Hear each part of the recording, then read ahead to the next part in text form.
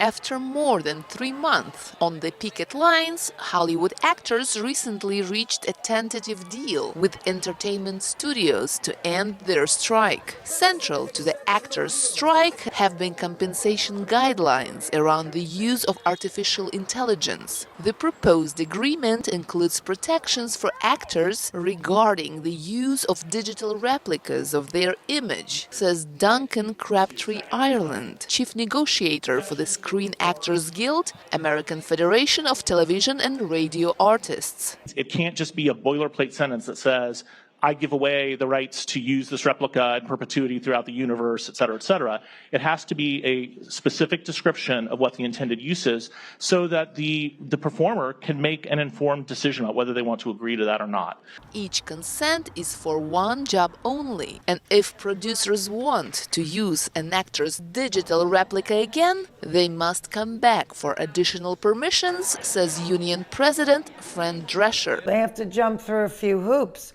They have to be very specific about the story, about the scenes, because we thought, well, I'm not going to say yes and then find out in picture 3, I'm like doing things that I don't approve of or that I wouldn't have taken this part over. Union voice actor Tim Friedlander says there are still AI questions in this labor plan.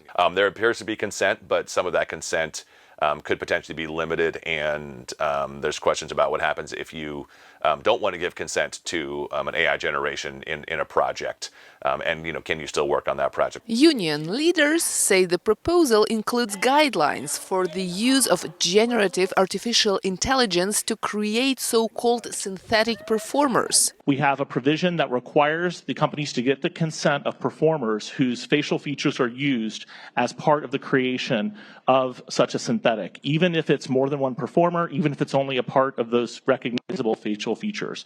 One question that remains is who controls copyrights to digital replicas of performers after their death, says Hollywood talent agent Tiana Jackson. And it said that if you died, if they could not find the executor of your estate, essentially, then the union would become that executor and they would have that ability to make that decision as to whether or not that AI could be used. And I fundamentally disagree with that. Actors have started voting on whether to ratify the labor agreement ahead of an early December deadline. Genia Dulot, VOA News, Los Angeles.